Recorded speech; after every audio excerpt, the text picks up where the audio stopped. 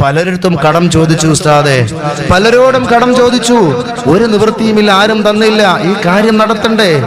അതുകൊണ്ട് പലിശയ്ക്ക് ഇടപെട്ടതാണ്, പലിശയിൽ ഇടപെട്ടതാണ്, സ്വർണം പണയം വെച്ചതാണ്, എന്നിട്ട് പൈസ എടുത്തതാണ്.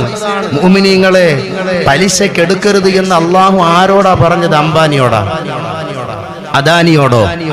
പലിശയ്ക്ക് എടുക്കരുത് എന്ന് പറഞ്ഞത് ആത്മഹത്യയുടെ വക്കിൽ കയറും പിടിച്ചു നിൽക്കേണ്ടി വരുന്ന ഗതികെട്ട അവസ്ഥയിൽ നിൽക്കുന്നവനോടല്ലേ? അവനല്ലേ പലിശ എടുക്കൂ? അവനല്ലേ ഒന്നാം നമ്പരായി പലിശ എടുക്കുന്നത്? ആരാ? ആത്മഹത്യയുടെ വക്കിൽ നിൽക്കുന്നവനെ ഈ ബ്ലേഡിൽ തലവെക്കുകയുള്ളൂ. ഇത് പടച്ചവൻ അറിഞ്ഞൂടെ?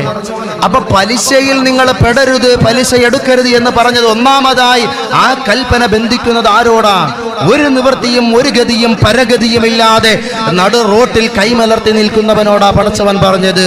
എന്നാലും നീ പലിശയ്ക്ക് എടുക്കരുത്, അത് നിഷിദ്ധമാണ്. ഇസ്ലാം എന്ന നിയമത്തിൽ അത് ഹറാമാക്കിയിരിക്കുകയാണ്. നമ്മൾ പറയുന്ന നേരെ തിരിച്ചാ. നിവൃത്തിയില്ല ഉസ്താദെ, അതുകൊണ്ട് എടുത്തതാണ്. അള്ളാഹ് പറഞ്ഞത് നിവൃത്തിയില്ലാത്തവനോടാ എടുക്കാൻ പാടില്ല. നിവൃത്തിയില്ലാത്തവൻ എടുക്കാൻ പാടില്ല എങ്കിൽ നിവൃത്തി ഉള്ളവൻ ഒരു കാരണവശാലും എടുക്കാൻ പാടില്ല എന്ന് അതിന്ന് കിട്ടും.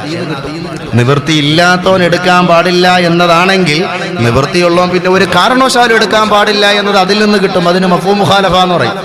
ഗതികെട്ടപ്പോൾ പലിശക്കെടുത്തു. എന്ത് ഇസ്ലാമാണ്? നമ്മൾ എന്ത് മുസ്ലിമീങ്ങളാണ്?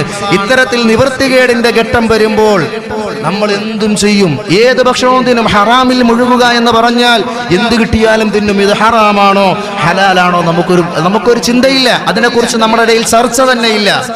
ഈ വന്ന മുതലുകൾ, ഈ വെച്ച് വിളമ്പി കൊടുത്തത് മുഴുവനും ഇത് ഹറാമോ ഇത് ഹലാലോ നമുക്കിടയിൽ ചർച്ചയില്ല. നമ്മളൊരു പുനർവിചിന്തനം നടത്തേണ്ടതുണ്ട്, ഒരു പുനർവായന നടത്തേണ്ടതുണ്ട്. ജീവിതത്തിൽ എന്ത് വന്നാലും ഹറാമായ മുതൽ തിന്നില്ല, അത് തീറ്റിക്കില്ല എന്ന ശബ്ദം നമ്മൾ ഈ സദസ്സിൽ നിന്ന് എടുക്കണം.